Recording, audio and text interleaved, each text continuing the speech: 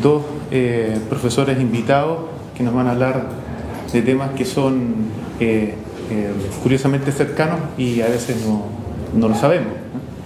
En primer lugar, don Renato Saavedra, que es profesor de la Universidad de Concepción, nos va a dar una breve charla. Podemos escuchar la luz, un tema bastante interesante. Y en segundo lugar, un investigador de la Comisión Chilena de Energía Nuclear nos va a dar otra charla. Lo vamos a presentar cuando lo están entrevistando ahora, así que cuando entre y le corresponda exponer.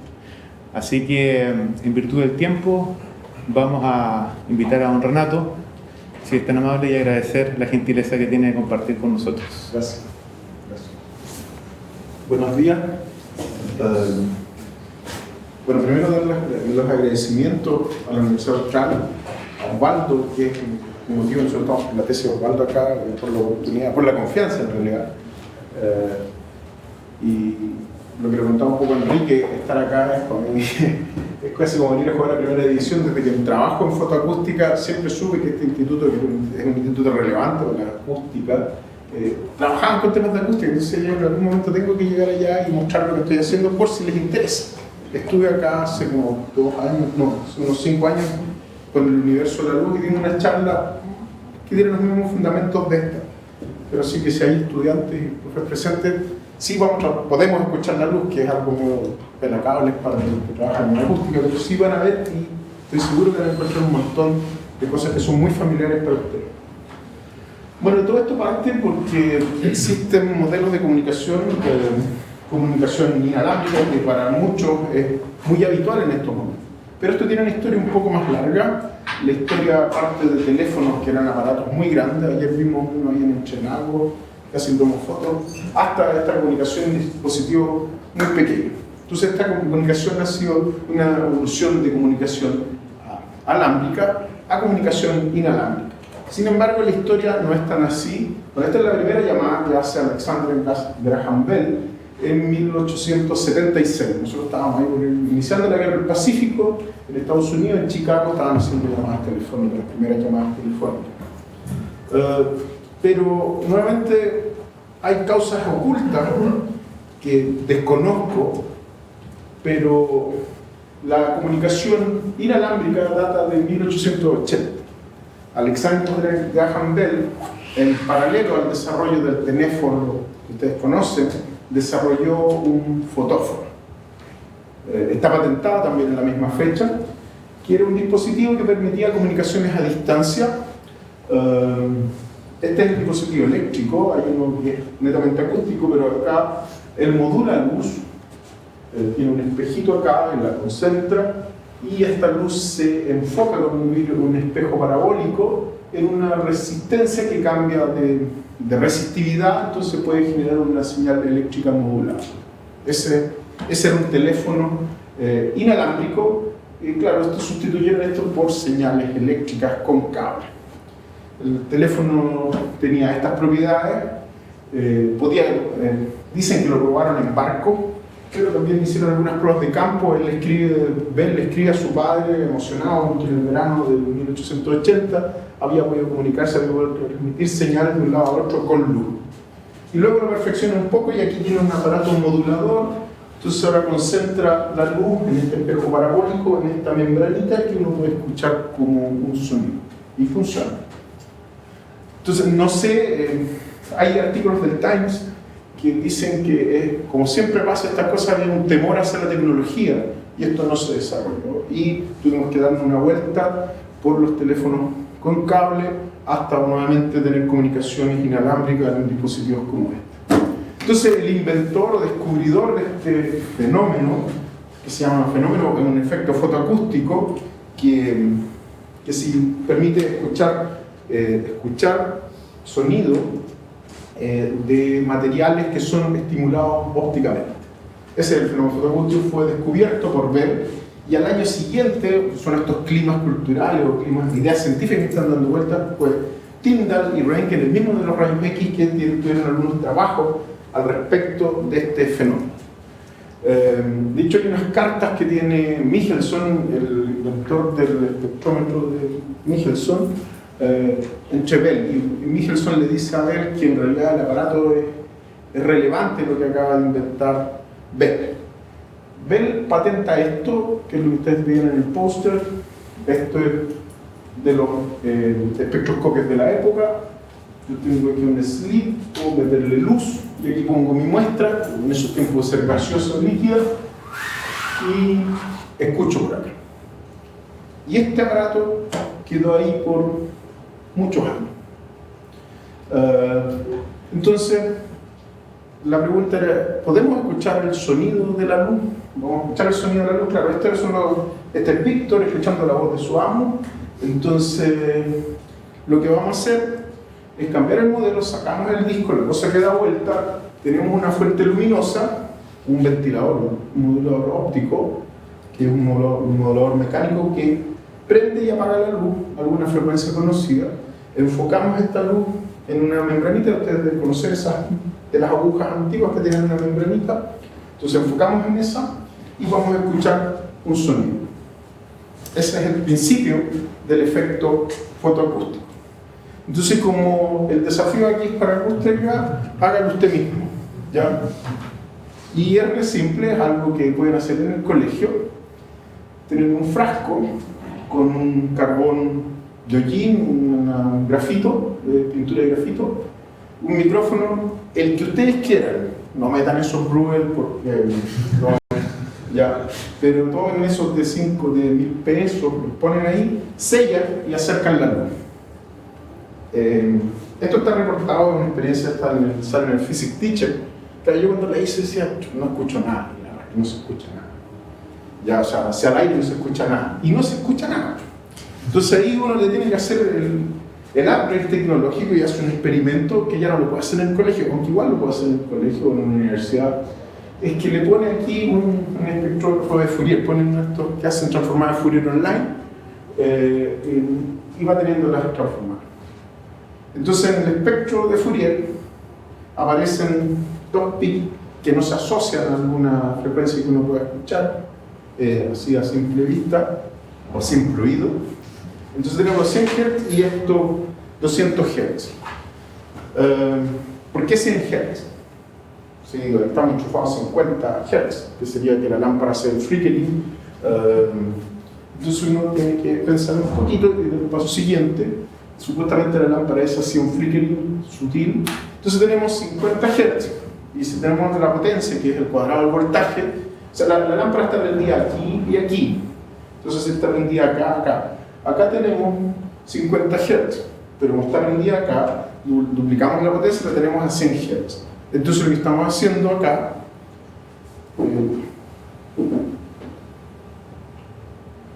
es escuchar los 100 Hz que produce la lámpara por el estímulo de la lámpara. ¿Sí? Entonces estamos escuchando la luz. No abran tanto los ojos, ahora les voy a tratar de explicar. Ok, el fenómeno fotoacústico consta de esta conversión fototermoacústica. Nosotros nos saltamos la parte del termo, porque queda muy en el mismo laboratorio, decía, el laboratorio de fototermoacústica, y queda como fotoacústica. Pero de verdad podría ser fototermo, o sea, termoacústica, que al caso acá es distinto. Pero y esas combinaciones. Pero tenemos las oscilaciones de la luz a 100 Hz, porque es la intensidad. Esas oscilaciones, o sea, esa luz calienta esta película de carbono. La calienta cuando está prendido y esto se enfría cuando está apagado. Entonces se produce una oscilación de temperatura. Caliente cuando está prendido es como el sol. En la mañana hace calor cuando hay sol, en la noche baja la temperatura, la atmósfera aumenta, la atmósfera se contrae. ¿Sí? Entonces, esa expansión y contracción del gas en una cámara hermética, como es el frasco, produce oscilaciones de presión. Y acá saben perfectamente que en una oscilación de presión es una onda acústica. Y eso es lo que escuchamos. Entonces tenemos con luz modulada, producimos un sonido. Ese es el truco.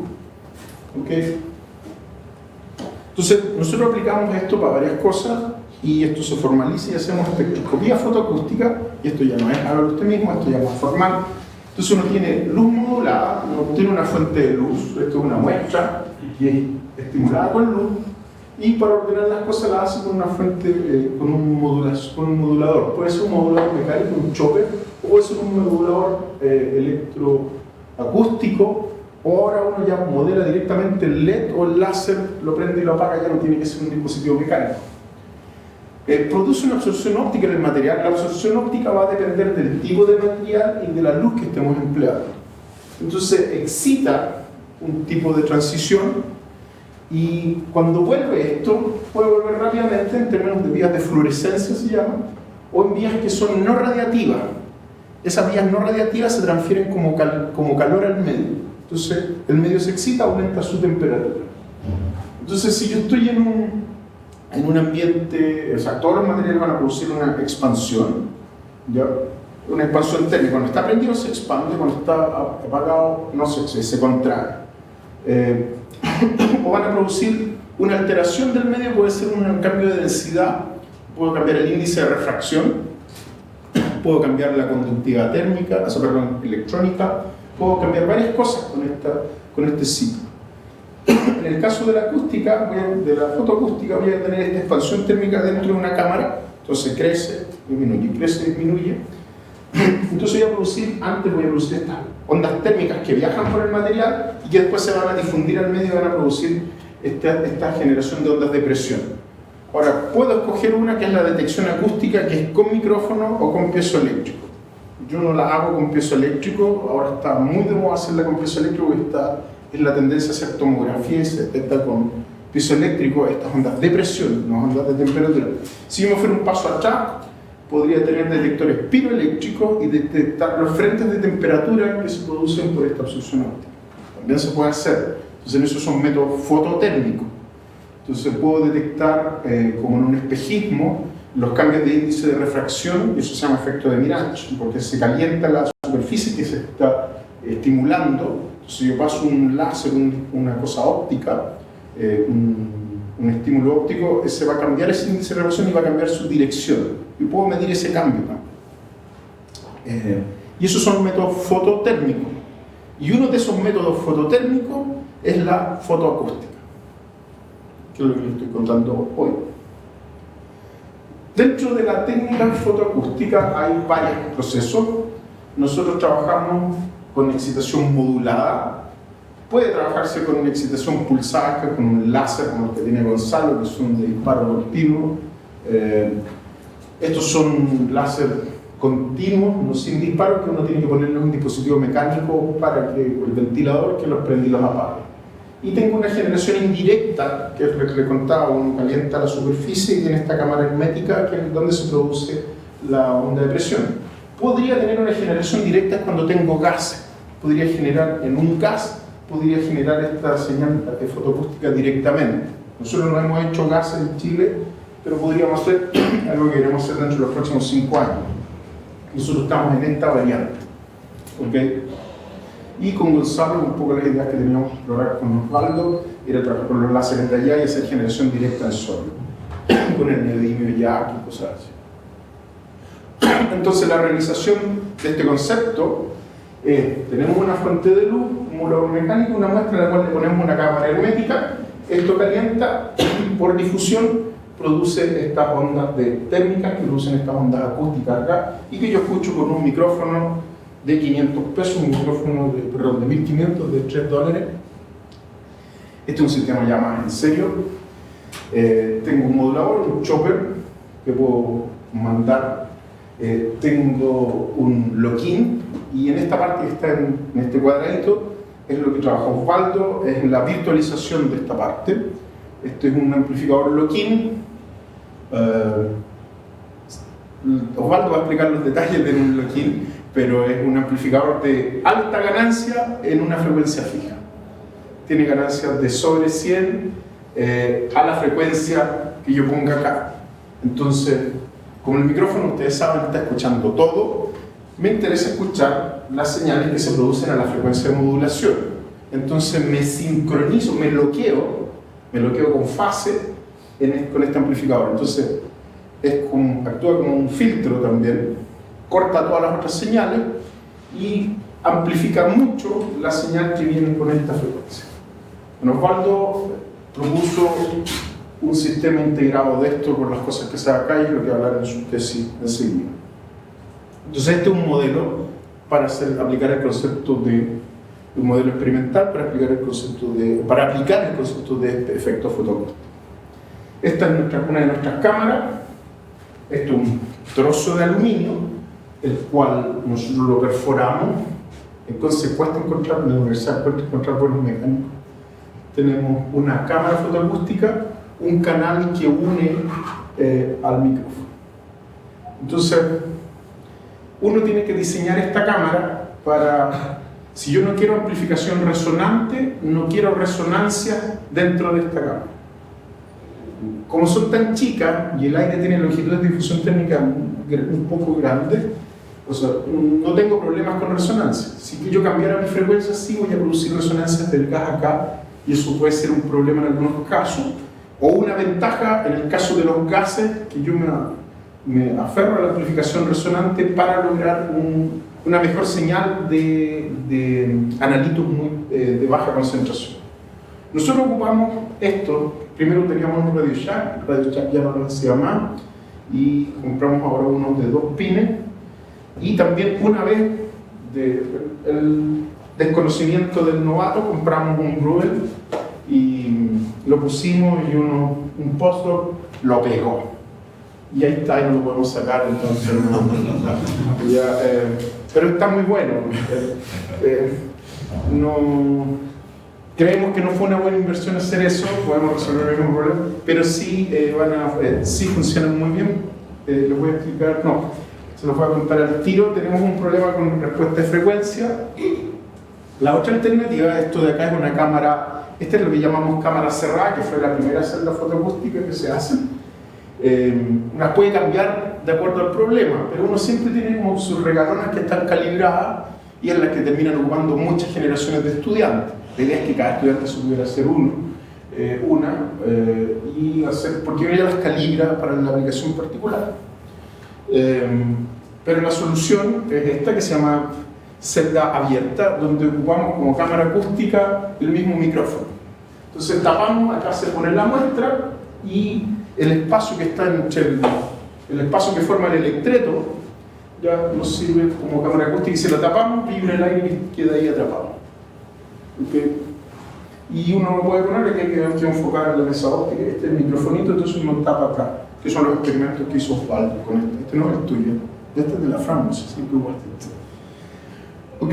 Entonces, de acuerdo a nuestra aplicación, podemos ocupar las dos combinaciones. También lo podemos hacer en infrarrojo, con un detector infrarrojo que se pone en un banco infrarrojo, y nos da la opción de ocupar otro micrófono más, que un micrófono óptico que funciona como los de fuerza atómica, que yo tengo un cantilever, una barrita que vibra, y si yo pongo un láser a esa barrita, puedo mirar las oscilaciones de presión con una interferencia con un láser o un dispositivo de 4 cuadrantes. También puedo ocupar ese tipo de micrófono, que lo ocupamos en IR, pero si nos da el tiempo, nos alcanzaría mucho.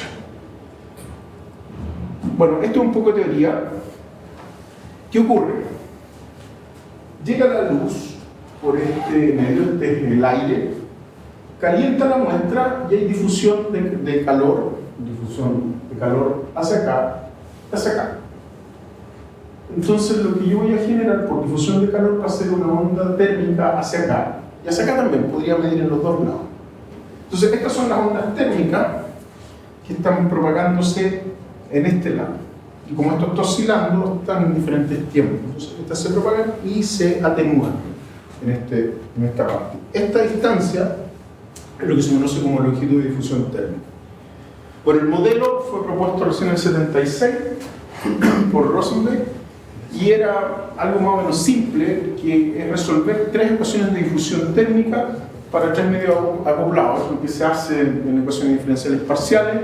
Entonces tengo que hacer matching en las dos superficies y después encontrar las condiciones de temperatura. Yo quería encontrar la temperatura acá, que es lo que hacen ellos, y para una fluctuación yo calculo la variación de volumen y la cambio como una variación, como esto tiene la misma sección, puedo tener la misma área, entonces tengo una longitud de columna fija, entonces me quedo solamente con esta oscilación, que va a corresponder a los valores al promedio de temperatura en ese espacio. Y esa temperatura es la que calculo resolviendo esas tres ecuaciones. Entonces, ese modelo es el pistón acústico, que es el que genera las ondas que estamos escuchando. Entre otras propiedades, la difusión térmica depende de la frecuencia con que yo esté estimulando. Entonces, las ondas térmicas van a alcanzar a viajar alguna cantidad dentro del medio y van a devolver esa difusión hacia acá, y lo que yo voy a poder modificar acá o acá al otro lado. Ya depende de lo que yo quiera estudiar.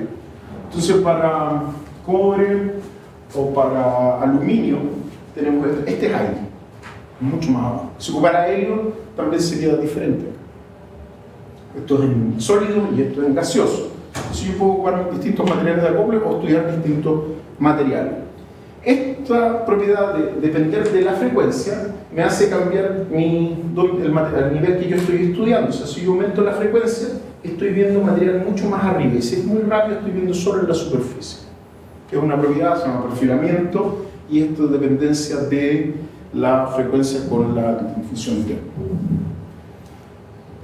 Se describen con el mismo modelo de Rosenberg diferentes regímenes térmicos, así como uno lo hace en el óptico, ópticamente fino, ópticamente delgado, o sea, cosas que son transparentes, cosas que son opacas, en longitud de difusión óptica. Pero en térmico tengo longitud de difusión térmica que son finas, es que las ondas de temperatura pasan el material, la longitud de difusión térmica es más grande que el material, o gruesa, cuando la longitud de difusión térmica es menor que el espesor del material. Y cada una tiene una respuesta de acuerdo a la frecuencia. Hay una frecuencia crítica, es el cambio de régimen. La lata es que en la mayoría de los materiales esto está bien corrido a las bajas frecuencias. Ya aquí está en 130, esto es alusa foil de 500 micrones más o menos. Entonces uno puede ver este cambio de régimen solo al ir aumentando la frecuencia. Modular, escuchar menos de 20 Hz siempre es un problema. Ya, escuchar con menos de 20 Hz siempre es un problema. Pero esta metodología o estos cambios de régimen nos permiten obtener una propiedad térmica de los materiales que estudiamos, que es la difusividad térmica, que tiene que ver con la velocidad con que se llega al equilibrio térmico. Y sí, es una propiedad que es directamente proporcional a la conductividad térmica. Ya es otra manera de escribir esa propiedad. Entonces, con este método fotoacústico, lo que se hace es obtener propiedades térmicas de los materiales. Pero tenemos otras aplicaciones en las que hemos hecho en los últimos años. La espectroscopía, o sea, aparte de depender de la frecuencia, también depende de la longitud de onda. Entonces yo puedo hacer barridos en longitud de onda, y ahí por eso es la parte de espectroscopía. Esta técnica tiene ventajas sobre otra porque nosotros tenemos todas las muestras cachos, los difíciles, que son muestras dispersivas, polvo, que no se pueden estudiar con otras técnicas. Entonces siempre llegamos acá con muchas cantidades, las que no se pueden hacer pastillas, por ejemplo, o materiales biológicos, nosotros las podemos atender en la mayor parte de los casos y simplificar el trabajo. No tiene contacto, o sea, no la destruimos y básicamente se las devolvemos, cosa que muchos colegas aprecian mucho. Este es otro instrumento, otra realización que hicimos, pero es con variación de frecuencia, o sea, de longitud de onda. Este es una lámpara, ahora es un monocromador, que es un dispositivo que selecciona longitudes de onda. Entonces tenemos luz blanca y aquí podemos poner diferentes longitudes de onda, el modulador mecánico del chopper y nuestra celda fotoacústica acá. Entonces, este es otro modelo, suponemos nuestra muestra al interior de la celda acústica y la iluminamos. Entonces barremos cambiando la longitud de onda del monocromador. Esta era con 250 watts y este es un modelo que tenemos hace 2 años que es con 1000 watts. La de arriba es una lámpara de filamento, entonces tiene un espectro bien limpio. Esta es una lámpara de descarga en gases y tiene un espectro con banda y que es difícil de limpiar, entonces capaz que volvamos este año de nuevo al filamento. Aunque ganamos mucho más en potencia, es más difícil trabajar, sobre todo en el UV es más difícil.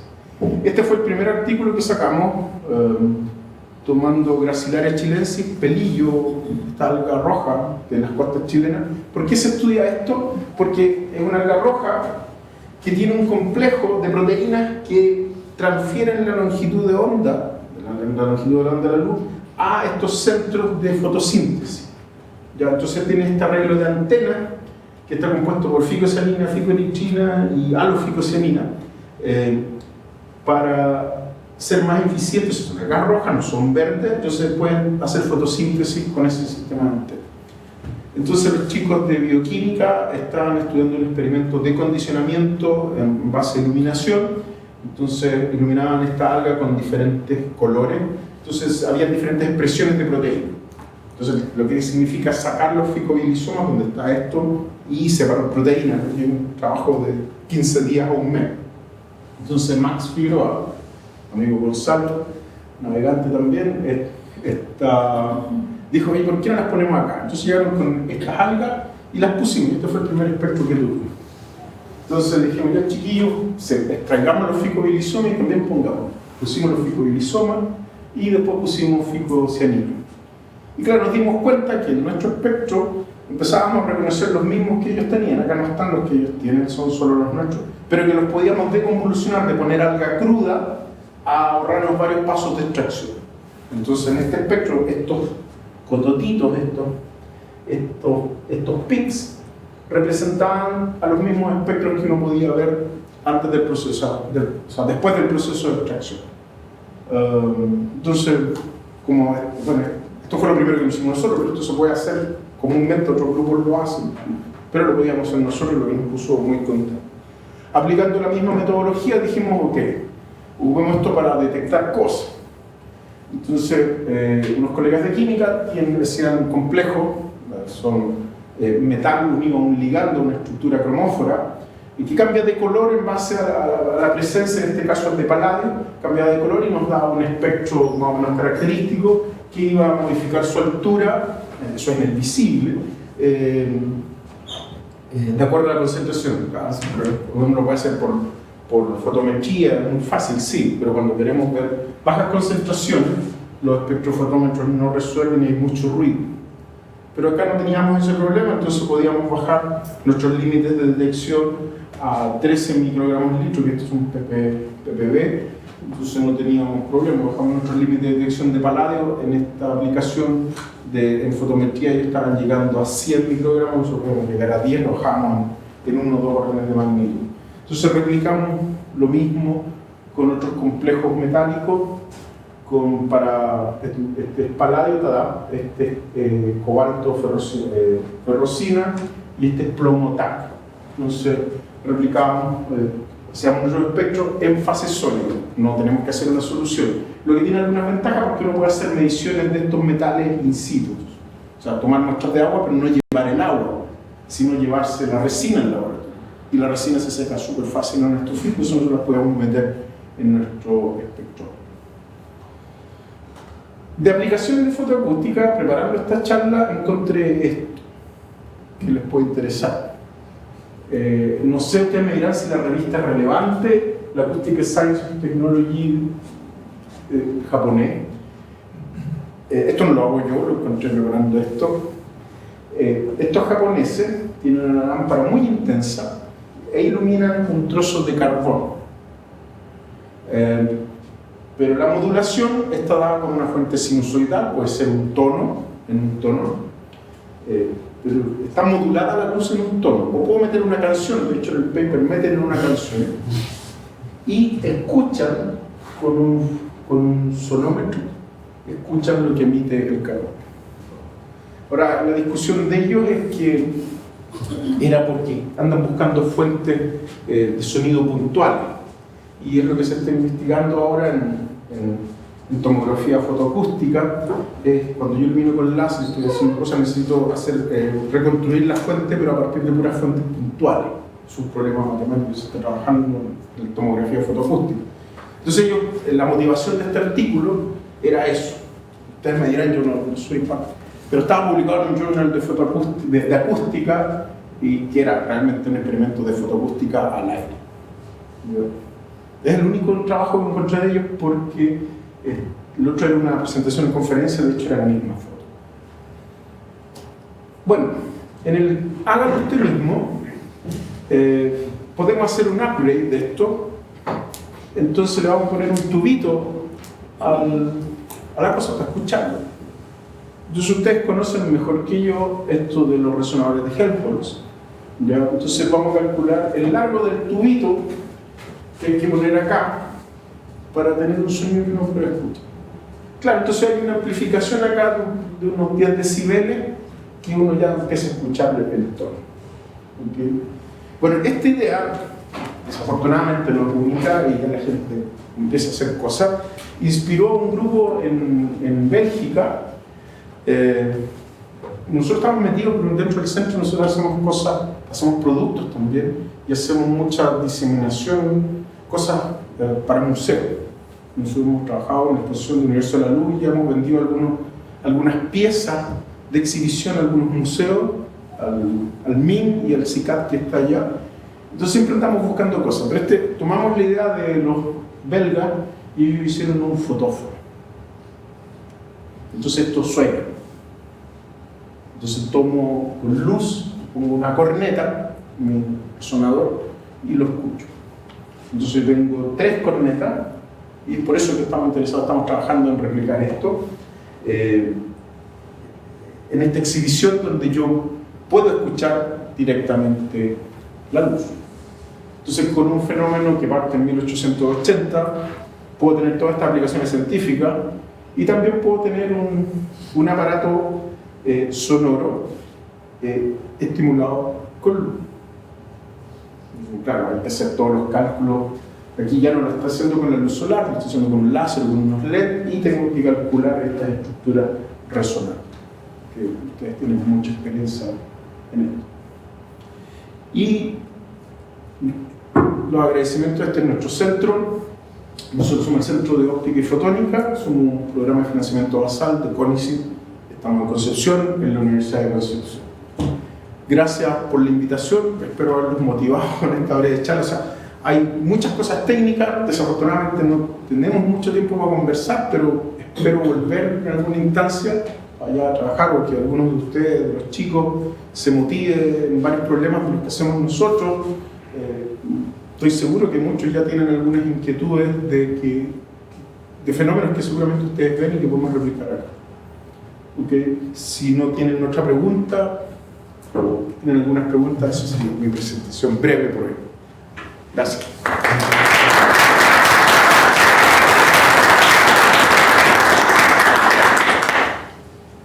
Tenemos un espacio para preguntas antes de pasar a la otra charla de Gonzalo. También lo podemos hacer al final, pero para no perder el hilo de la conversación, si alguien tiene alguna consulta. Yo tengo una consulta quizás un poco general que a lo mejor nos ayude. Tú trabajas en un centro que está asociado a la Universidad de Concepción. Si nos pudieras comentar un poco, bueno, es un tema muy atractivo lo que tú acabas de presentar. ¿Cuánta gente trabaja en el centro? ¿Cómo se organiza? Y cuando tú comentas de que es posible generar alguna instancia de colaboración, por ejemplo, que algún estudiante de pregrado o posgrado pudiera hacer algo, ¿cómo se inserta? ¿Hay grupos de estudiantes de pregrado que trabajan ahí, de posgrado? Claro, es un centro de investigación.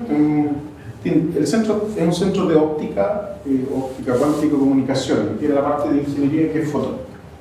Somos 150 personas desde un grupo de investigadores que son 5 líneas, que somos un panel. Estoy en la parte de caracterización no destructiva de materiales, hay otros que son de instrumentación óptica, está óptica cuántica y comunicaciones, está fotónica y hay de óptica no lineal en Santiago. Somos 5 divisiones y cada una tiene 1 o 3, 4 laboratorios asociados, el cual hay algunos postdoctorados por laboratorio, estudiantes de doctorado, de magíster y de pregrado. Bueno, todos los profesores de la Universidad de Concepción, que somos de diferentes lados, somos investigadores asociados del centro. Dentro de la misma, solo que produce algunas dificultades en las membresías, Yo soy un profesor del departamento de física, que estoy adscrito al centro de óptica y fotónica. Mi oficina está en el departamento de física. Ahora estamos peleando por un edificio para ubicar a todo el centro. Un centro autónomo de profesores de la universidad. Respecto de la posibilidad de intercambio de estudiantes, sí, nosotros podemos ofrecer tesis, un poco en la modalidad de Osvaldo, que hizo con Gonzalo en Santiago. Son bienvenidos, hay que ajustar un tema que ustedes acepten. Y también mi departamento tiene un programa de posgrado, que es la otra posibilidad. Y ahora, ciertamente, visitas de colaboración e intercambios son todos bienvenidos. Yo soy bien caripalo en eso de los intercambios y los convenios. O sea, yo podría llegar ahora y decir, hagamos un convenio y sacamos fotos con los rectores y todo eso. Y está lleno de cosas así, altos de papeles de convenios que son de norma. Yo prefiero cosas como el éxito que hemos tenido con Osvaldo, que parten cositas pequeñas y vamos construyendo sobre eso. O sea, ahora tuvimos la oportunidad de conocernos y ver qué podemos hacer. Pero sí, nosotros como institución universitaria y centro de investigación tenemos cabida para alumnos de otros lados. De hecho, hay algunos extranjeros también con nosotros, que están en estadías cortas y estadías largas, de acuerdo al financiamiento. ¿Cuándo tú estuviste con tus 15 días en total, un mes, algo así? He estado varias veces con nosotros. No, pero menos. Pero ¿sí? Siempre visitas así una semana. Claro. Siempre trabajando a distancia. Claro, siempre trabajamos desde Santiago, porque podía hacer las cosas con Gonzalo. Vale.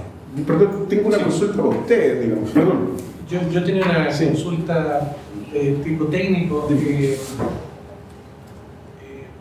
Dentro de cuando uno estudia las propiedades de los materiales absorbentes acústicos, hay un montón de parámetros relacionados con propiedades térmicas, básicamente, de los materiales. ¿Usted ha tenido la posibilidad de probar materiales porosos? Sí, pero, a ver, la teoría de difusión incluye el primer término, que sería las propiedades térmicas, difusión térmica, pero uno le puede agregar otros términos que son termoelástico, termodifusivo y combinaciones varias que van complicando la solución. Solo hemos estudiado materiales porosos, sílice poroso. Los materiales porosos, como nos pone el aire al medio, uno no tiene la propiedad térmica efectiva del material porque tiene que de alguna manera descontar el poro. Entonces, pero tiene la propiedad efectiva, no tiene la propiedad del material que constituye. O sea, hay estudios que están con sílice y sílice poroso, sílice compacto y sílice poroso, que cambian y claro, se le atribuye a la cantidad de aire en el interior. Y también uno podría agregar en el modelo, yo no me he metido en eso, que si uno aumenta la potencia de la luz, ya no está escuchando, o sea, la membrana o el material empieza a deformarse. Entonces influyen las propiedades elásticas del material, que sumamos que están con los materiales acústicos. Sí, eso hace más difícil el problema. Por eso uno trata de trabajar más abajito o con potencia justa. O sea, si uno aumenta mucho la potencia, nos salimos de régimen y esa curva bonita que uno veía no funciona. Sí. Estaba pensando porque la gran mayoría de los estudios que se hacen para materiales tipo celular y con fibroso utilizan técnicas ultrasónicas o técnicas indirectas para determinar la longitud térmica y ese tipo de propiedades que tienen que ver con los modelos de predicción de absorción sonora. Claro, o sea, pero acá nosotros estamos estimulando ópticamente el material. Lo que pasa es que al generar la onda térmica que le damos, eso se va a mover por un medio no homogéneo que tiene aire y el material sólido. Si le agregamos que el material es muy elástico, la onda ya no está solo, la onda acústica ya no está dada por la variación de temperatura, está dada por el movimiento, por la mecánica elástica del material, que hay que incluirla en el modelo. Entonces las ecuaciones de Rosenberg se modifican un poco y uno puede hacer casi el mismo cálculo. Una sola vez lo intentamos hacer, pero se enreda mucho. Yo personalmente le saco el kit de esas cosas y me quedo con la parte difusiva. Nada más. ¿Y aplicaron la teoría de Biot? ¿Aplicaron la teoría de Biot? No, es lo mismo.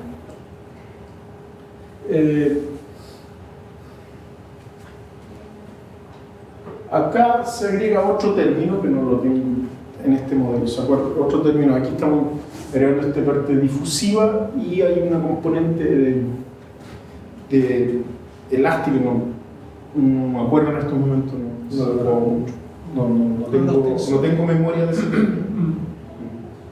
Probablemente sí, pero no lo he trabajado. Pero sí hay casos reportados. O sea, yo mostré solamente de que hay difusión térmica, pero el segundo régimen es que la membranita de aluminio empieza a ser así. Y eso también produce onda acústica. Y hay que considerarlo en el modo de opción. Experimentalmente evitamos llegar a ese régimen. Tengo una consulta, bueno, tengo dos consultas, pero ahora que colocaste esa transparencia, ahí tienes la fórmula de la compresibilidad en fluido, donde la variación de presión y volumen, acá fluctuación de presión, sí. Ahí tienes el gamma y el P sub 0, que es generalmente la atmosférica, pero sería para los casos adiabáticos. Sí. Y aquí tengo una confusión, pero nosotros en el caso de la transmisión de onda sonora ocupamos el caso adiabático, Sí. pero acá también tienes una perturbación térmica.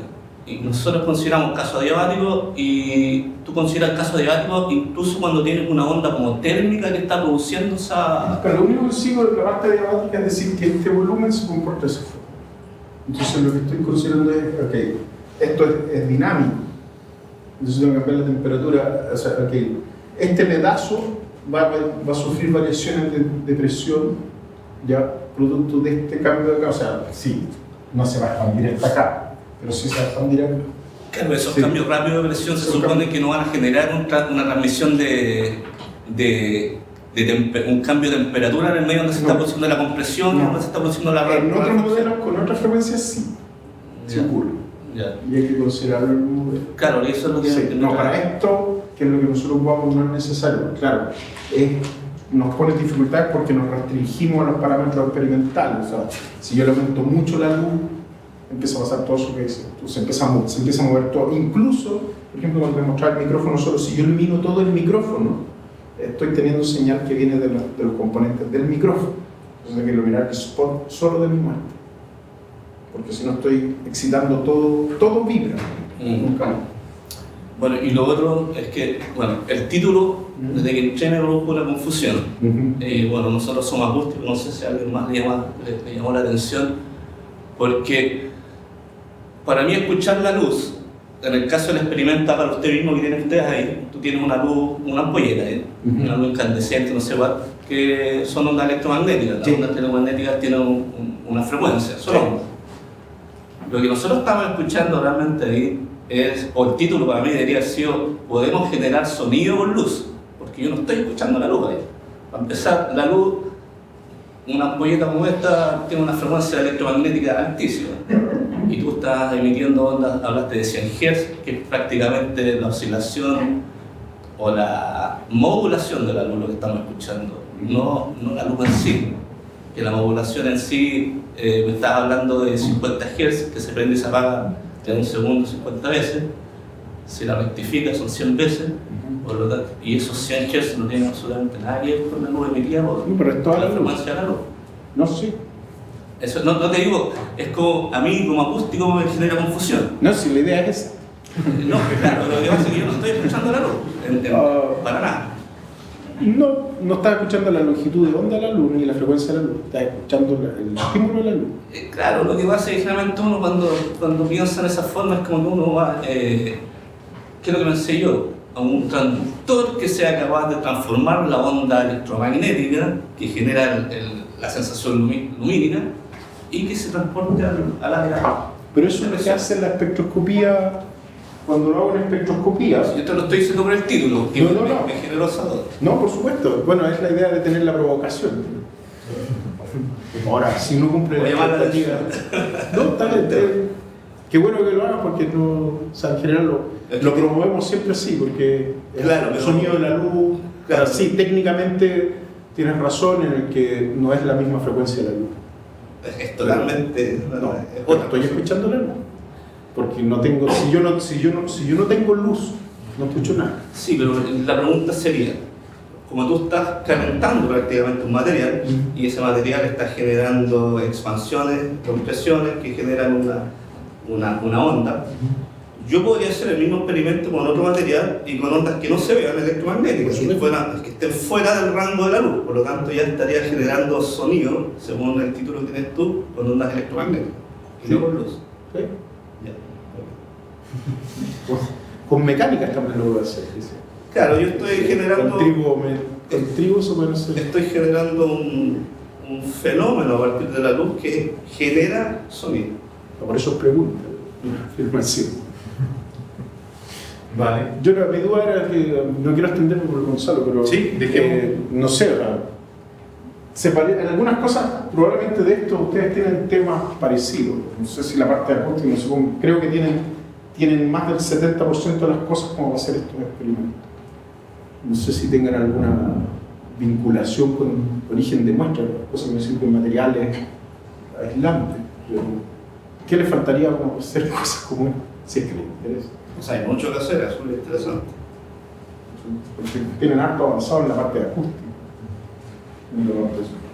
Bueno, yo creo que hay que pensar qué cosas podemos hacer en conjunto también y colaborar.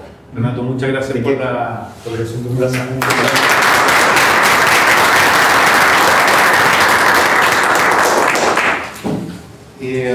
Ahora nos va a acompañar Gonzalo Avaria, que trabaja en la Comisión Chilena de Energía Nuclear.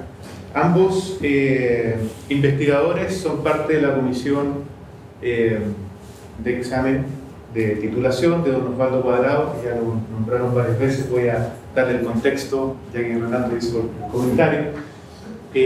Osvaldo hizo su tesis de Ingeniería Civil Acústica, da su examen a las 12. Voy a leer el título del trabajo, porque ya que Renato invitó, las exposiciones son públicas, don Osvaldo, así que imagino que estará contento si lo quieren acompañar.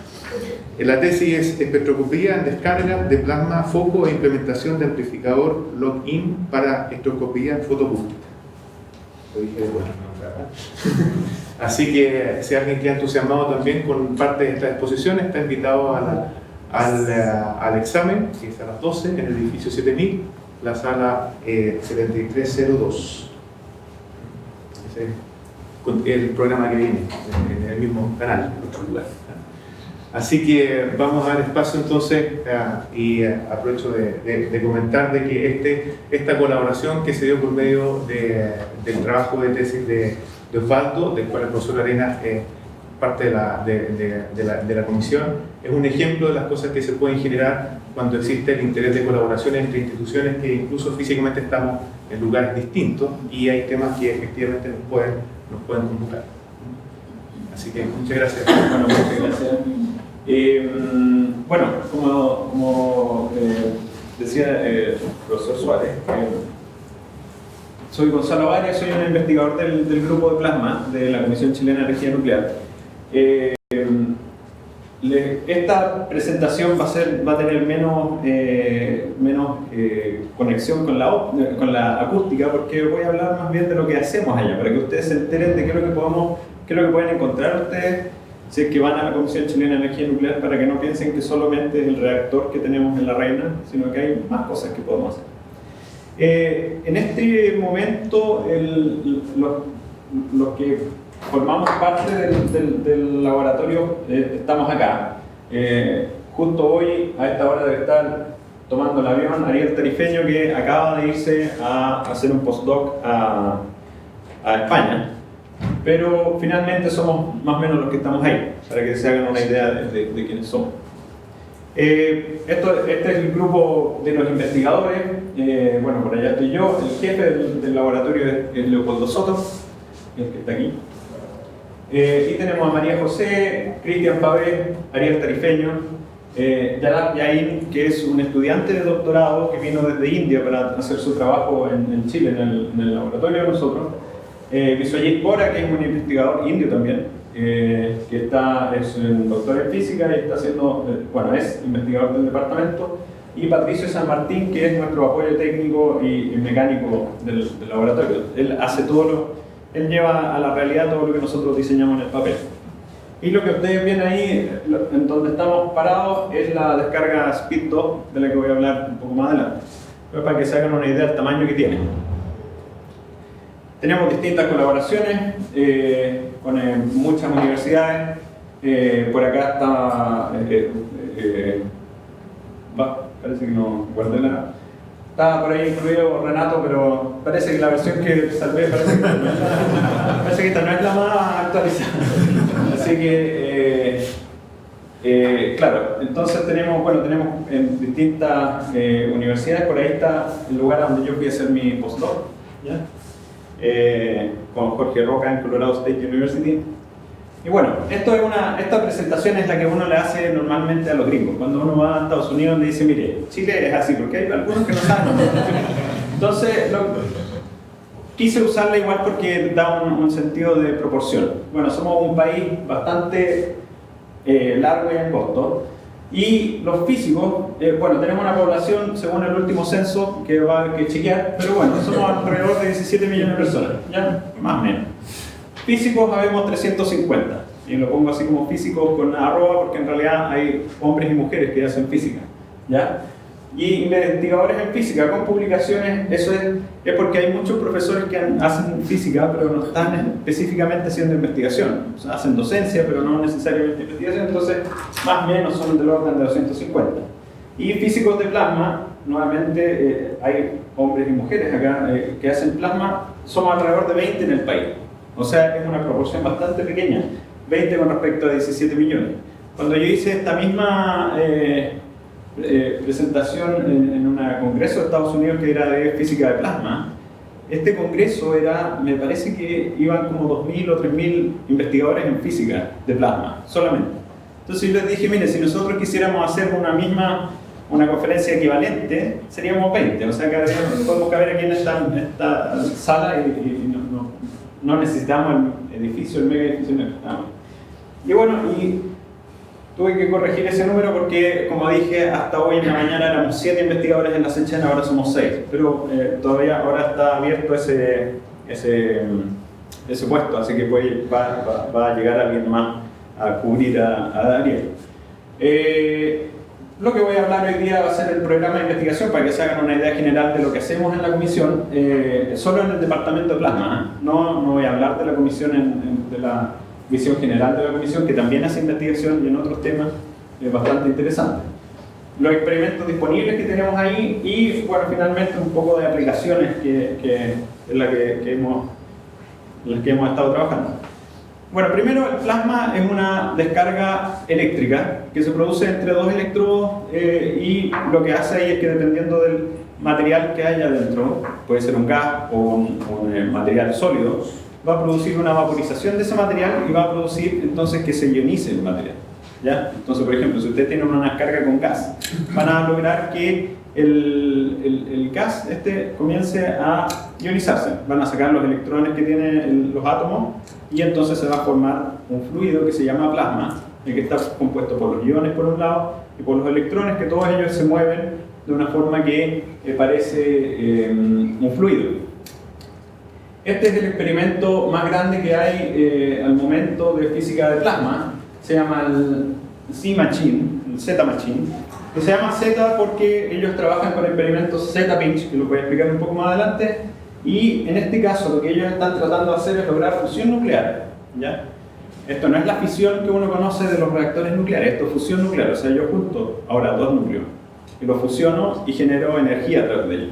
En el otro caso era, si yo tengo un isótopo que es radiactivo, este va a decaer en otros dos, entonces se fisionan, se separan. En este caso estamos haciendo el inverso, queremos juntarlos. Entonces, al hacer eso, lo que hacen ellos es tomar los dos electrodos que les decía yo, que son estos que están acá, y todo eso que se ve aquí, y esto es la foto, si yo quisiera ver realmente todos los alambres que hay ahí, tendría que ponerlo bien grande, porque aquí deben haber del orden de 200 alambres, por ahí se alcanzan a ver así. Son alambres muy finitos, en los que ellos les hacen pasar una corriente del orden de los 20 megaamperes. 20 megaamperes son 20 millones de amperes. O sea, uno se muere con que le pasen 70 miliamperes por el corazón, ¿ya? O sea, aquí, uno si llegara a poner los dedos aquí cuando esto está funcionando, o sea, yo creo que es una forma bastante interesante, yo creo, de volverse ceniza, así de hacer una cremación. porque es bastante corriente, ¿ya? Entonces tenemos una corriente que es bastante alta, entonces lo que hace es que vaporiza estos alambres y por fuerzas electromagnéticas que se producen por el paso de la corriente, esto se comprime. Cuando se comprime ese material, el plasma genera condiciones que son de alta densidad y alta temperatura. Entonces lo que ellos hicieron fue, bueno, tenemos condiciones de alta densidad y alta temperatura que van a ser óptimas para poder generar fusión nuclear. Entonces lo que ellos hacen es poner una pelotita ahí, que es una pelotita de deuterio, el deuterio es un isótopo del hidrógeno que tiene un neutrón. Tenemos el hidrógeno y el deuterio tiene un neutrón extra. Y que lo que pasa es que cuando uno lo calienta, ese deuterio genera reacciones de fusión nuclear. Lo que es muy interesante porque después de eso, de que uno está generando estos neutrones, ya ahí puede tener un reactor nuclear de la forma en que tenemos los de fisión, en que los neutrones calientan el agua y después ese agua caliente entonces genera vapor que mueve turbina y podemos generar energía eléctrica. La gracia de esto es que en el instante en que ustedes apaguen esta descarga, esa generación de neutrones para, lo que es mucho más seguro en el caso de tener un reactor de fisión, ¿ya? Entonces, lo que ellos logran en esta descarga Z-Machine es una densidad de energía, tienen energía de unos 10 elevado a 12 joules por metro cúbico, ¿ya? O sea, tienen una gran cantidad de energía en un pequeño volumen. O sea, digamos, tienen una cantidad de energía bastante grande. Entonces, eso equivale a tener 1 joule de energía en un volumen que es submilimétrico. En este caso, los arreglos de alambre deben ser como 2 centímetros o algo así. Y lo que también equivale a tener 0,1 joule en una esfera de 60 micrómetros de diámetro. O sea, uno puede ir haciendo unos factores de escalamiento hacia abajo. Entonces, lo que nosotros dijimos en el grupo fue, mira, en realidad nunca vamos a poder llegar a tener un Z-Machine. Z-Machine cuesta millones de dólares, tiene grupos de no sé cuántos físicos serán unos 200 físicos trabajando ahí. El país no tiene la capacidad de hacer eso, pero sí tenemos la capacidad de ir para el otro lado, hacer entonces los mismos experimentos de fusión nuclear, pero en escala pequeña. Y eso es algo que ha permitido que el grupo de física de plasma de la comisión sea reconocido internacionalmente porque ha logrado eso, ha demostrado que experimentos de fusión nuclear pueden ser logrados con energía pequeña, dispositivos pequeños. Eso quiero que lo dejen ahí como dicen los gringos, en el back burner, ¿ya? Para que después lo tomemos y veamos qué pasa con aquello. Entonces, la investigación ¿ya? Que hacemos en la SECHEN, bueno, tenemos física de plasma que está relacionada entonces con la fusión termonuclear, ¿ya? Los Z-pinches que lo voy a explicar un poco más adelante. Estabilidades, el estudio de los plasmafocos, trabajamos con puras descargas de plasmafoco que también los van a ver. Y miniaturización de los dispositivos. Entonces estamos bastante interesados en aquello. Y bueno, estas partes son las más importantes que han pasado ahora, son los efectos de la radiación pulsada en materiales, que les voy a mostrar ahí. ¿Por qué podemos nosotros, un país pequeño con dispositivos pequeños, ser importantes en proyectos internacionales? Y los efectos de la radiación pulsada en objetos biológicos, que eso es bastante interesante porque asimismo como uno tiene que buscar conexiones con otros grupos, aquí encontramos conexiones con grupos de biología. Somos físicos, yo cuando estaba en el colegio yo dije nunca voy a estudiar biología porque yo no sirvo para eso. Y yo le digo a mis alumnos, ¿sabes qué más? Nunca digas nunca, porque siempre en la vida te encuentras de alguna forma y sí, estamos trabajando entonces con biólogos. Y con lenguaje que yo nunca escuché en mi vida, pero bueno, es interesante porque uno cambia entonces la perspectiva. Bueno, entonces esto es solamente para que se den una idea de la escala. Ustedes ya vieron cómo éramos nosotros parados arriba del Speed, ¿ya? El Speed 2 es una descarga bastante grande, ¿eh? Después tenemos dispositivos más pequeños, que es una descarga del PF2KJ, que tiene, en este caso los nombres significan 2 kJ de energía almacenada, que también le llamamos Sputnik, que de ahí lo van a ver porque se llama así.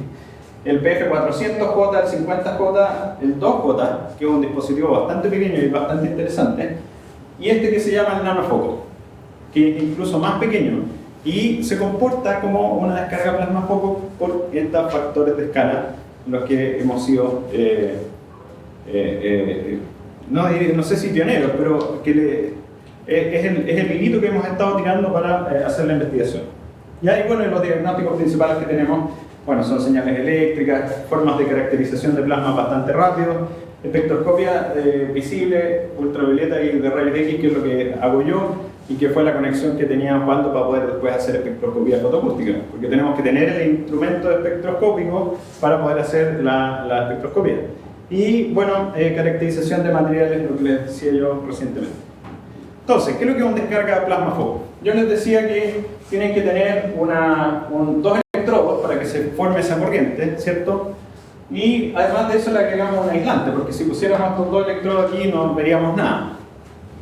Entonces lo que hacemos es evacuar la cámara que contiene todo esto y la llenamos con un gas. En este caso puede ser hidrógeno, puede ser deuterio. ¿Ya? Entonces lo que sucede aquí es que cuando uno cierra el circuito, uno tiene aquí, bueno, tiene una resistencia, una inductancia, ¿cierto?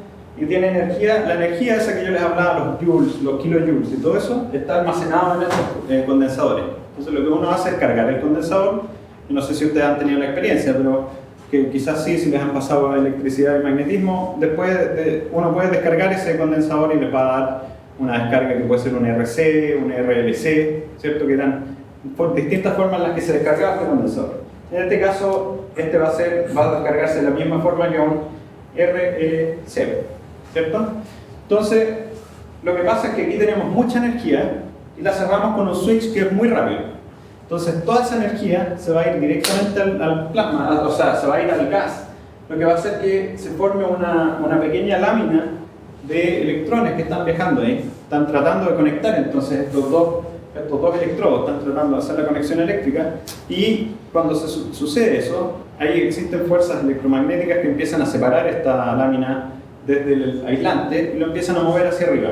Esas son las etapas que están descritas ahí. Pasa por una etapa en que se sale del aislante y después empieza a subir por estos dos electrodos.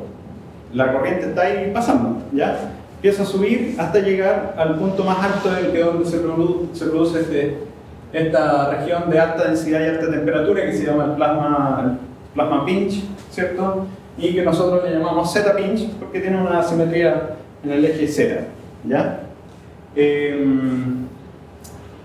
Esto, para que se imaginen cómo es, esto es una... Bueno, después vamos a ver imágenes, pero este es un corte transversal de la descarga, y esa lámina se mueve como que fuera un paraguas. Se imaginan un paraguas hasta que llega al final, y como ya no puede seguir subiendo, sube el paraguas y colisiona. Entonces genera esto con mucha energía que comprime el plasma y genera. Entonces es en ese lugar en que se generan los neutrones, rayos X, electrones y iones, ¿ya? Los rayos X normalmente también pueden formarse aquí por efectos electromagnéticos en el pinch, o también por estos electrones que viajan hacia el fondo y se frenan contra el electrodo que está ahí abajo. Entonces genera rayos X de neutral. Ahí está cuando se cierra el switch, para que vean en qué instante, cuando se cierra, entonces se forma esta lámina de corriente. ¿Ya? Para que ustedes se hagan una idea nomás, estos son números. En Polonia, entonces tienen dispositivos que tienen 1000 kilojoules de energía almacenada, son condensadores que pueden almacenar 1000 kilojoules. En distintos países, aquí en Argentina, por ejemplo, tienen energía N1 que tiene 4,7 kilojoules de energía. En Asia tienen dispositivos bastante más pequeños, pero si ustedes se dan cuenta son todos por sobre el kilojoule de energía. Entonces ahí es donde estamos nosotros. Nuestra meta entonces es realizar estos dispositivos a bajas energías, a menores energías almacenadas de menores que 1 kilojoule, ¿ya? Y bueno, como dice ahí la receta, entonces encontrar esos factores que escalan. Ya vimos que si yo tengo energía en metros cúbicos, puedo ir escalando hacia energías más pequeñas. Este sería el resumen de todas las descargas que tenemos a nosotros de bajas energías. Este de aquí es el PF400J, que fue donde trabajó Osvaldo. ¿Y qué es lo que les decía yo? Aquí está entonces el electrodo central, el aislante, que es esa cosita blanca que se ve ahí. y tienen las otras barras de retorno que son esos electrodos entre los que se forma la descarga, ¿ya? Este es el PF 50 Joule, si se dan cuenta es un poco más pequeño que el otro, y aquí está el PF2J. ¿Cuál es la gracia de esta descarga? Todo lo que ustedes ven ahí ha sido hecho en Chile, ¿ya? Ya no es necesario, para estas descargas, estas que están aquí, el PF400, nosotros necesitamos utilizar condensadores que son comerciales. Uno los compra en Estados Unidos, les hacen firmar permisos, les hacen asegurar que uno no se los va a ir a vender a los iraníes, porque les preocupa eso. Y hasta cuando uno pasa todos esos permisos, entonces puede comprar esos condensadores, pero son comerciales. La gracia de esto es que fue todo diseñado y construido en Chile, ¿ya? Esta es completamente portátil. El Leopoldo los ha llevado a Italia a cursos de física de plasma en su maleta de mano. Él siempre cuenta la historia. En ninguna parte de Europa le preguntaron qué es lo que llevaba adentro, porque todo esto son materiales inertes, lo que les decía yo. Hasta el momento en que uno enciende la descarga no tiene generación de neutrones, no hay radiación, no hay generación de rayos X. Por lo tanto no es un dispositivo que sea peligroso. Pero conéctenlo a la red eléctrica y ahí sí. Entonces, la única parte en la que a él le hicieron problemas fue acá en Chile. Yo no sé, pues si más de alguno habrá ido a, no sé, Argentina y de vuelta, pero uno llega a Chile, le pasan la máquina de rayo X y le empiezan a preguntar ¿y qué es lo que lleva ahí? Que no sé qué, ya. En Chile, ya de vuelta, cuando uno dice ya llegué, ahí le preguntaron de todo. Y tenemos acá el dispositivo el nanofoco, que en este caso ya dejamos de tener los electrodos por afuera, sino que es un electrodo central que tiene su pequeño aislante y se forma un foco ahí bastante pequeñito, que finalmente ha sido como una demostración de que esto se puede lograr. Aquí pueden ver esta dinámica del plasma que les decía yo. No sé. Entonces tenemos en una parte, la primera parte, la formación de la lámina, y después ustedes ven ahí, se ve cómo va subiendo esa lámina digamos, colisiona, ¿cierto? Esa parte que colisiona y después sigue subiendo. Y aquí cosas importantes, entonces lo que uno veía ahí, que era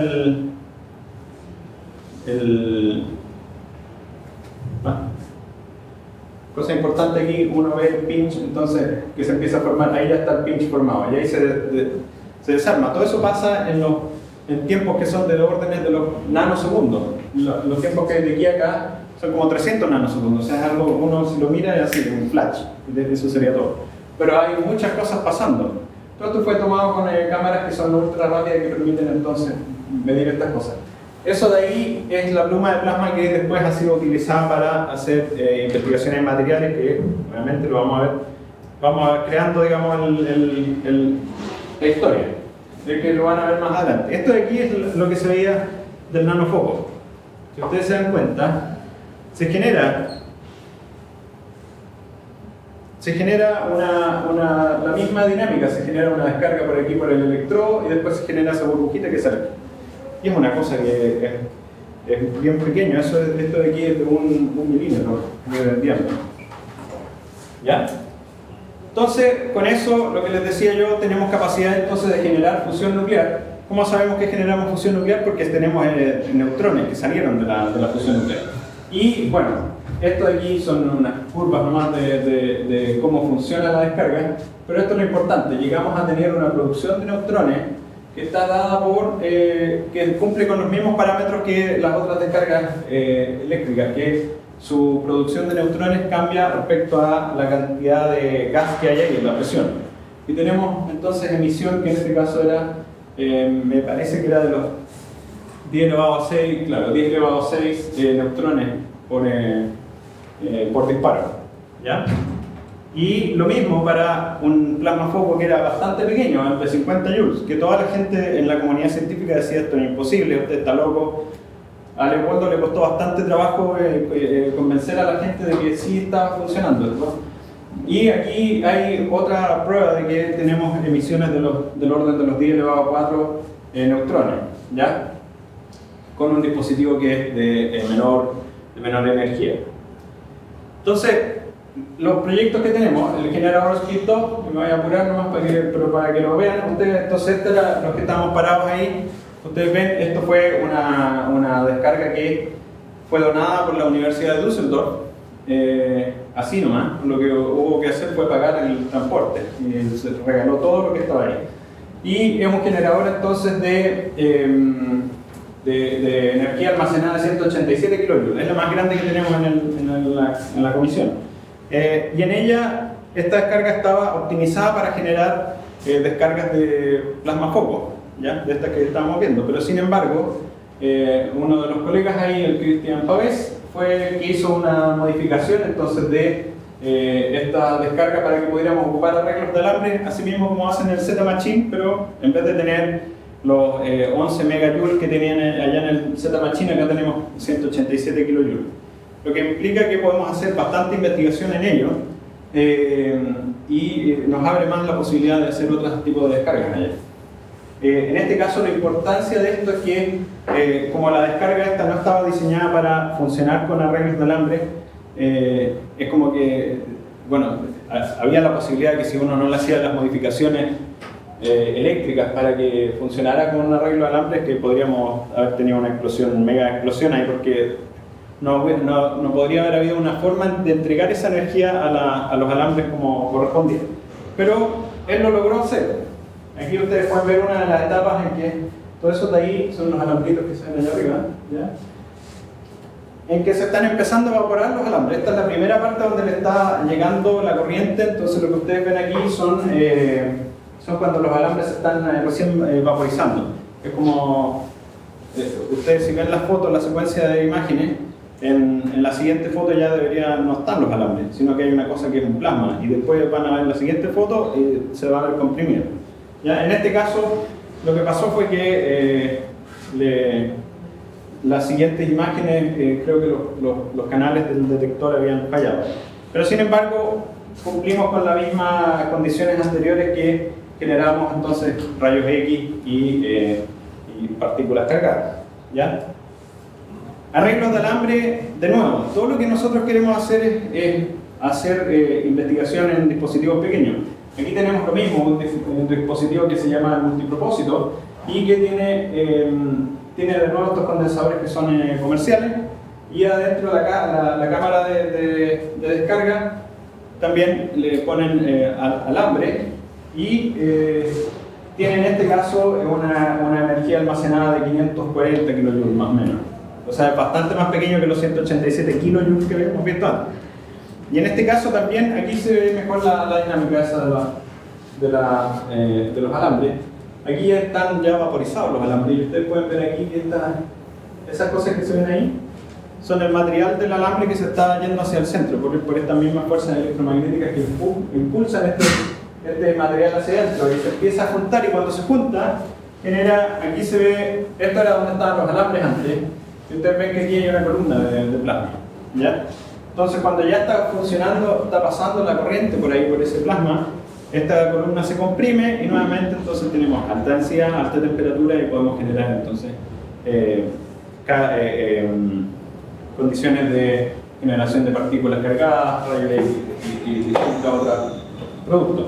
Aquí también, arreglo de alambre en esta descarga de baja energía, podemos ver un diagnóstico que es una imagen. Esta es una imagen de cómo estaba, en este caso, antes en el Z-Machine tienen todos los alambres así puestos verticalmente.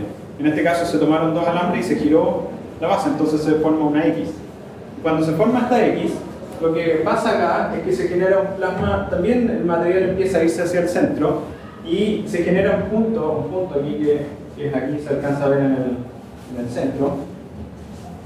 Se genera un punto que también tiene alta densidad, alta temperatura y genera rayos X con fuentes que son muy puntuales. Eso es algo bastante importante. Ustedes tienen las fuentes que son de radiomedicina, las que cuando se van a sacar las radiografías, son una fuente que es bastante grande. Entonces cuando ustedes les sacan las radiografías, ahí no les da una resolución que es muy grande, porque la fuente es muy grande. Entonces, no alcanzan a resolver no alcanzan a resolver, por ejemplo, si hay alguna microfractura en el hueso, porque la fuente es muy difusa. En este caso, como tenemos fuentes que son muy puntuales, muy pequeñas, que pueden alcanzar los 70 micrones, o sea, es una cosa muy pequeña, ustedes tienen unas resoluciones de radiografías que son muy buenas. Pueden entonces resolver características de los objetos que no se pueden hacer con otra fuente. Aquí pasamos a otra parte de lo que hemos estado haciendo, que es en este caso los efectos de pulso de fusión en materiales para reactores de fusión nuclear. Que esto era lo que les decía yo. Acá en Chile estamos entonces haciendo algo que puede ayudar a los reactores de fusión que están como el Z-Machine o otros reactores que están en Europa también. Entonces acá tenemos el plasma foco el PF400, y en donde lo que se hizo fue que esa burbujita de plasma que ustedes veían, que les mostraba yo en la imagen, que después de que salía el pinch, después salía una cosa que era como una burbuja de plasma que se iba para arriba. Esa burbuja de plasma uno la hace interactuar con blancos de titanio, ¿ya? Y ese titanio es el que estos son unos blancos que vienen desde un proyecto ITER, que es el reactor de fusión nuclear en Europa. Y lo que ellos quieren saber es cómo ese plasma va a interactuar con el material para poder entonces, antes de que suceda las reacciones de fusión nuclear en estos dispositivos más grandes, cómo es que ellos, qué es lo que van a encontrar cuando este plasma se encuentre con ese material.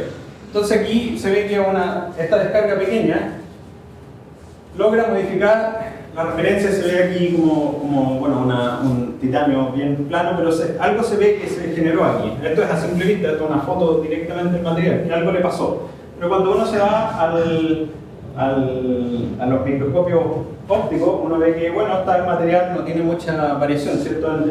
Esta es la distancia a la que pusieron el blanco. Mientras más lejos, menos plasma les llega que con respecto a lo que les llega cuando está más cerca.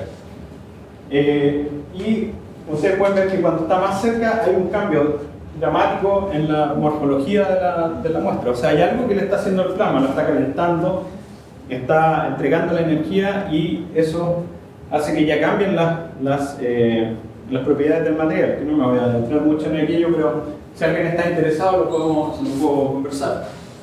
Y aquí hay unas imágenes de un microscopio un microscopio SEM de electrones, un microscopio de electrones, en que se ve claramente el cambio de la referencia a lo que hay en el plasma, o sea, que fue interactuado con el plasma, y se ve bastante clarito ahí que hay una falla. Ya con esto termino, me quedan un par de transparencias. Y los efectos entonces de la radiación en las células y en el material biológico, lo que ustedes ven ahí son esta parte que yo siempre me he querido correr. Todas estas de aquí son muestras, estos circulitos son los Petri, donde están las muestras de células, ¿ya? Que en este caso eran células cancerígenas de cáncer mamario, me parece, y que fueron irradiadas entonces con nuestras descargas, ¿ya? Aquí ustedes pueden ver que hay la cantidad de dosis de radiación, en este caso son alrededor de 6 milisieverts, ¿ya? Y bueno, la distribución de radiación también, cómo es que eso puede, lo que estamos estudiando es cómo se puede afectar cómo esto puede desencadenar ciertas muertes celulares que son buenas para el tratamiento del cáncer. No todas las muertes celulares son buenas para que el cáncer desaparezca. Entonces hay que buscar una específica. Esto es otro de los plasmas, esto es otro de los proyectos que tenemos, que es esta, la antorcha de plasma, que es la que dirige Biswajit Bora, ¿ya? Y que en este caso lo que queremos hacer es construir y diseñar esta antorcha de plasma para tratamiento. Los tratamientos aquí son bastante interesantes, porque uno con esto hay unos tratamientos que están haciendo en Dinamarca, me parece, que es para sacar los taladros de los dentistas. En vez de usar taladro, como el hoyito ya está hecho, entonces uno puede hacer tratamiento, matar estas células que son las bacterias que están dentro del diente a través de plasma. ¿Cómo funciona? Les puedo explicar después si hay alguien interesado. Y esto finalmente, la espectroscopía, que es lo que hago yo, que no voy a alcanzar a hablar nada, pero si están interesados en ver qué es lo que se hizo, vayan a la charla a la defensa de tesis para que hagan más presión, para que donde él va a presentar qué es lo que sucedió aquí con esta descarga. Aplicaciones, lo que les decía yo, pueden tener bastante detalle porque la fuente es muy pequeña. Aquí si se dan cuenta, bueno, aquí no se nota mucho, pero esta era una lagartija. Si uno ve la imagen real, puede notar que hay mucha definición de la lagartija. Y esto es otra cosa, una aplicación es ese dispositivo que les decía yo, el PF2J. La gracia que tiene es que va a poder ser usado como genera neutrones. Hay un proyecto del departamento que tiene que ver con detección de minas. Cuando ustedes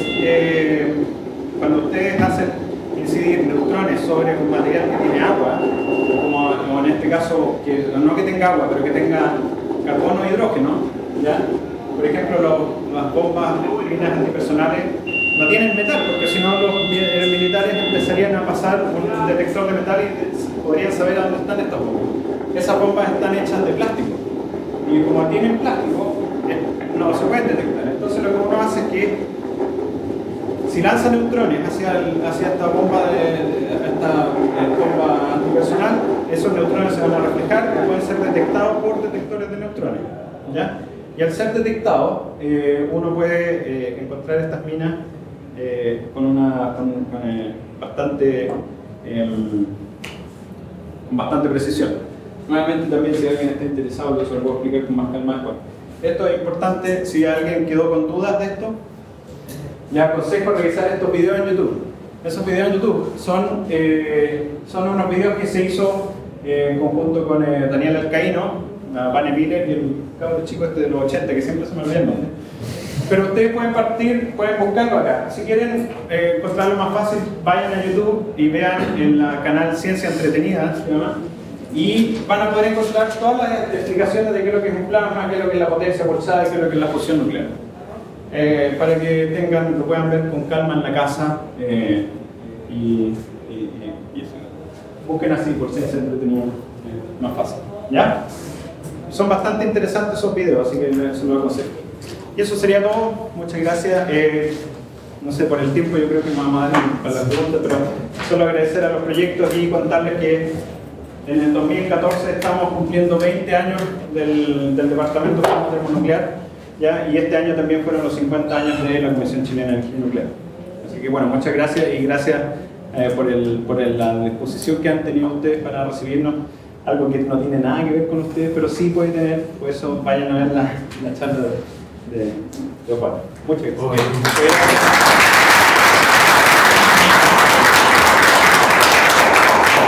En virtud del tiempo vamos a tener que dejar las preguntas para después, ¿cierto? Y estamos todos invitados al examen de Osvaldo.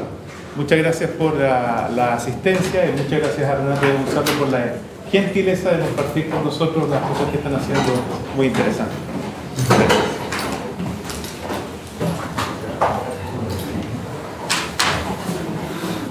No,